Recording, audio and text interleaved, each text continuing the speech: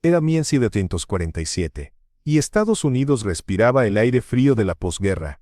Las iglesias estaban llenas, sí, pero eran como sepulcros blanqueados, hermosas por fuera, vacías por dentro. Los púlpitos resonaban con sermones educados, la teología académica había reemplazado el fuego, y la presencia de Dios había sido sustituida por programas bien organizados. La gente cantaba himnos con labios secos, oraba con rodillas tibias, y salía de los templos exactamente igual a como había entrado. El poder había sido sepultado bajo capas de tradición, respetabilidad y orgullo denominacional. Nadie esperaba un terremoto espiritual. Nadie imaginaba que Dios estaba a punto de levantar a un hombre desde el fondo del alcoholismo, la vergüenza y el rechazo, para sacudir a una nación entera con señales, prodigios y una unción tan palpable que hasta los pecadores más endurecidos caían de rodillas llorando antes de que pronunciara una sola palabra. Ese hombre era Asa Alonso Allen, pero el mundo no lo conocería así. Lo llamarían simplemente el predicador que los medios querían silenciar, el evangelista que incomodaba tanto al infierno como a las estructuras religiosas muertas, el hombre cuyas campañas eran tan explosivas que los periódicos se negaban a publicar lo que ocurría en sus carpas porque desafiaba toda lógica humana y exponía la tibieza de las iglesias establecidas. Lo que sucedió en aquellos cultos no era teatro, no era manipulación emocional, no era show religioso. Era el cielo abriéndose sobre la tierra, y las consecuencias eran demasiado radicales para que el sistema las tolerara. Asa Alonso Allen nació en 1911 en una familia destrozada por la pobreza y el alcoholismo en Sulphur Rock, Arkansas. Su padre era un borracho violento, su madre luchaba por sobrevivir, y el pequeño Asa creció en un ambiente de desesperanza. No había nada en su origen que anunciara un destino glorioso. Al contrario, todo en su vida parecía condenado al fracaso. Abandonó la escuela temprano, trabajó en lo que pudo, y para cuando era un joven adulto, él mismo había caído en las garras del alcohol. Se casó, tuvo hijos, pero su vida era un desastre. Era violento, amargado, destruido. Su esposa Lexi oraba por él con lágrimas que mojaban el suelo de madera de su pequeña casa, clamando a un Dios que parecía no escuchar. Pero Dios siempre escucha las oraciones de una mujer quebrantada. Una noche de 1934, Asa llegó a casa borracho y furioso, como tantas otras veces. Pero esa noche era diferente. Algo en la atmósfera había cambiado. Lexi no discutió, no gritó, no lloró. Simplemente lo miró con ojos llenos de una paz sobrenatural y le dijo: Asa, Jesús te ama, y yo he orado por ti hasta que mis rodillas sangraron. Dios va a salvarte, y cuando lo haga el mundo entero lo sabrá.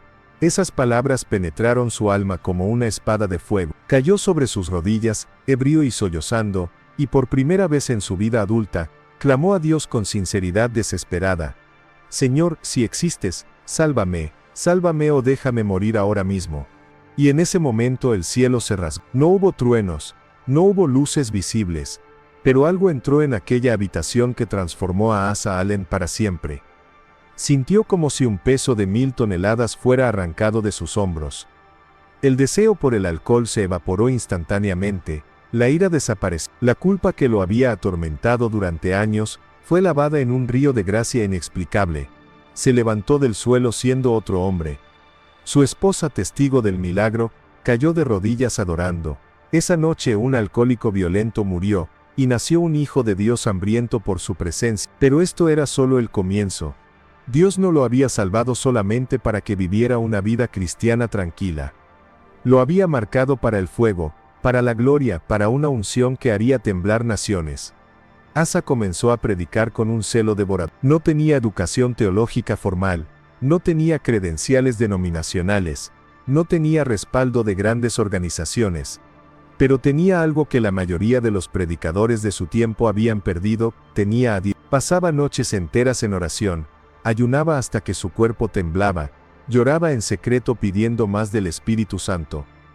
Y Dios respondió. Comenzó a operar en él una unción para sanidad divina que era tan poderosa que enfermos terminales eran sanos instantáneamente, ciegos abrían los ojos, sordos escuchaban, paralíticos caminaban. Pero lo más impactante no eran los milagros físicos, lo más impactante era la presencia de Dios que descansaba sobre él como una nube visible. Si esto está tocando tu corazón ahora mismo, escribe en los comentarios. No te quedes callado, Este mensaje es para despertar algo en ti que el enemigo ha intentado apagar durante años. Allen levantó su propia carpa de avivamiento, no porque quisiera separarse de las denominaciones, sino porque las puertas de las iglesias se le cerraban una tras otra. Los líderes religiosos lo veían como una amenaza. Era demasiado radical, demasiado pentecostal, demasiado enfocado en señales y maravillas. Decían que sus reuniones eran emocionalismo, que la gente caía al suelo por su gestión psicológica, que los milagros eran exagerados. Pero la verdad era otra. Tenían miedo de que la gloria que se manifestaba en las carpas de Allen expusiera la sequedad espiritual de sus propias congregaciones. Miedo de que el pueblo comenzara a preguntarse por qué en sus iglesias respetables nunca sucedía nada sobrenatural. Miedo de perder control sobre sus feligreses. Así que Allen tomó una carpa, reunió a un puñado de obreros fieles, y dijo: si las iglesias no quieren este fuego, lo llevaremos a las calles. Y el avivamiento explotó. Miles y miles de personas acudían a sus campañas desde todos los rincones del país. Llegaban en autobuses, en trenes, en carretas, caminando. Llegaban enfermos desahuciados, drogadictos sin esperanza, prostitutas quebrantadas, empresarios vacíos, amas de casa deprimidas, jóvenes perdidos. Y todos, absolutamente todos, encontraban algo en aquella carpa que ninguna iglesia les había dado. Encontraban a Dios, real, vivo, tangible, poderoso. Los cultos comenzaban temprano y terminaban en la madrugada. No había prisa, no había reloj, no había programa rígido. Solo había hambre. Allen subía a la plataforma, y antes de que abriera su boca, la presencia de Dios ya estaba cayendo. La gente comenzaba a llorar, a temblar, a caer postrada. Pecadores confesos corrían al altar sin que nadie hiciera un llamado. Demonios eran expulsados con autoridad abrumadora. Sanidades creativas ocurrían ante los ojos de multitudes incrédulas.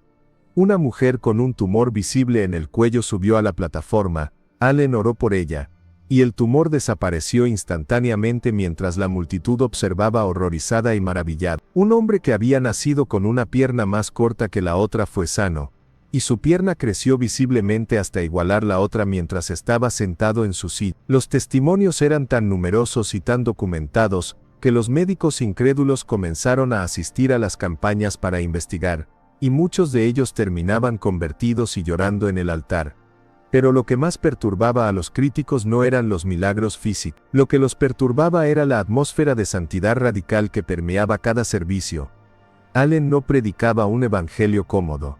No prometía prosperidad fácil ni bendiciones sin compromiso.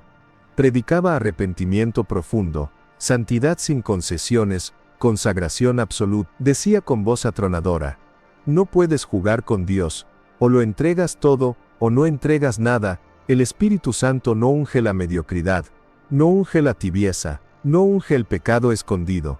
Si quieres su gloria, tendrás que morir a ti mismo. Tendrás que crucificar tu carne, tendrás que abandonar tu comodidad. ¿Estás dispuesto a pagar el precio, o solo quieres un show religioso que entretenga tus emociones?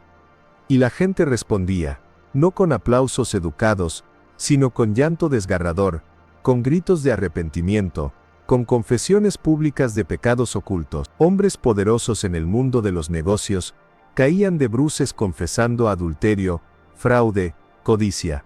Mujeres religiosas que habían servido en iglesias durante décadas lloraban confesando orgullo, hipocresía, falta de amor genuino. Jóvenes rebeldes rompían sus drogas, sus revistas pornográficas, sus cadenas de oro compradas con dinero sucio, y lo arrojaban todo a la basura mientras gritaban pidiendo perdón.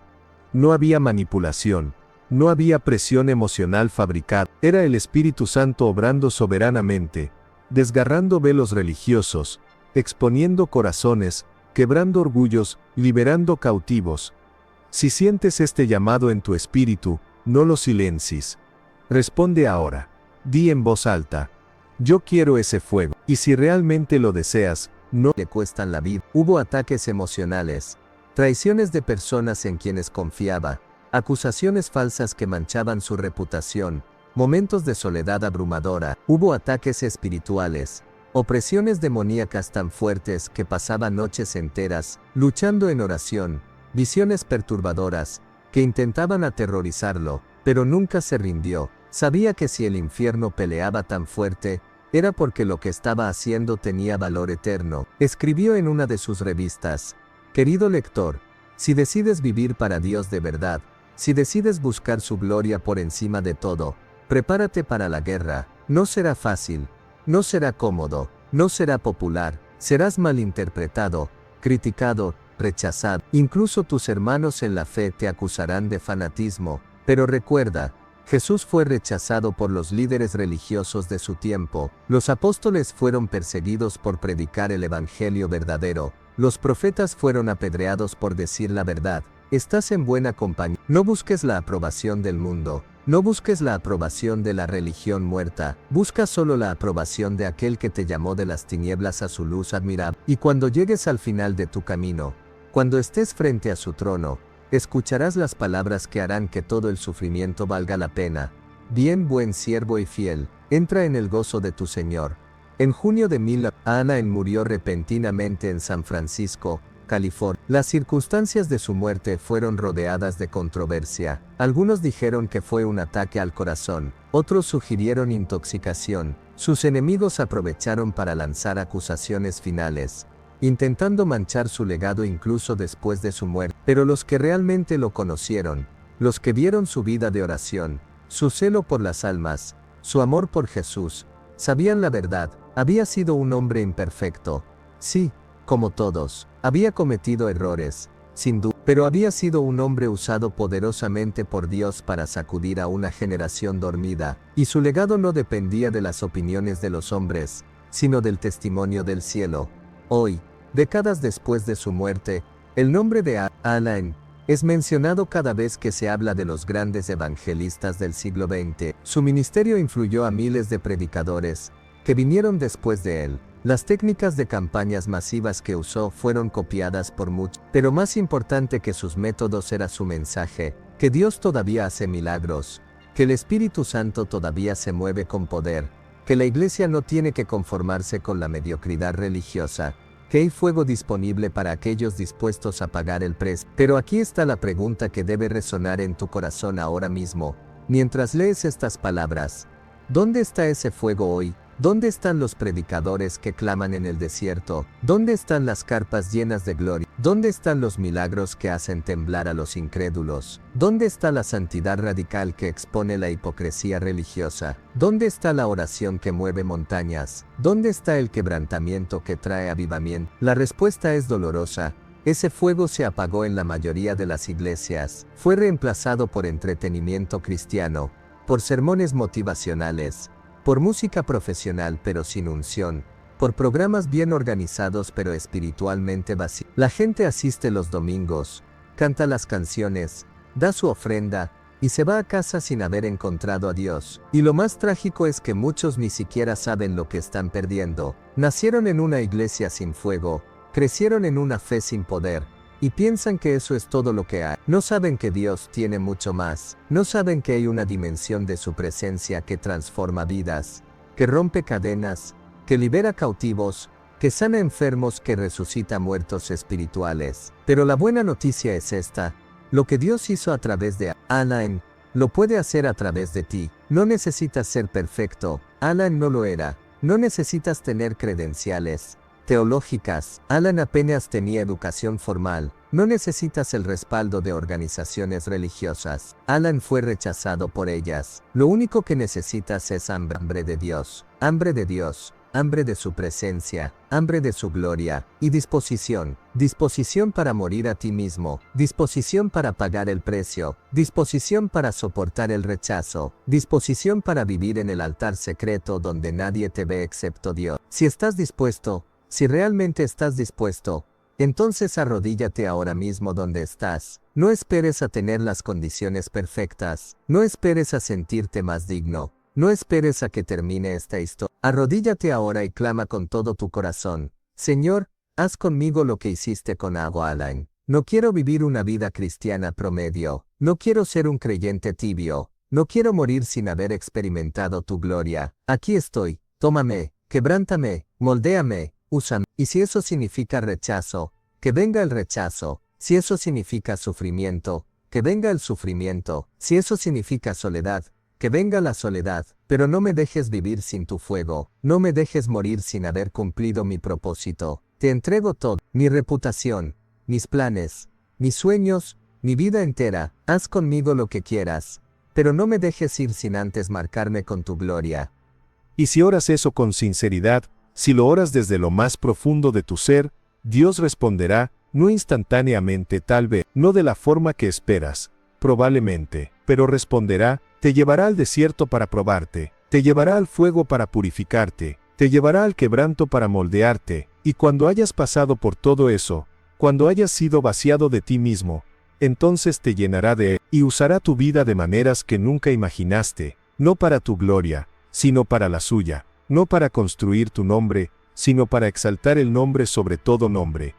El legado de Abba Allen no está en los libros de historia, no está en los archivos de periódicos que nunca publicaron sus cultos, está en las miles de vidas que fueron transformadas bajo su ministerio, está en los predicadores que fueron inspirados por su ejemplo, está en las almas que llegaron al cielo porque alguien fue sano en una de sus campañas y eso los llevó a Cristo, está en ti ahora mismo, si permites que esta historia te despierte, te desafíe, te impulse a buscar más de Dios.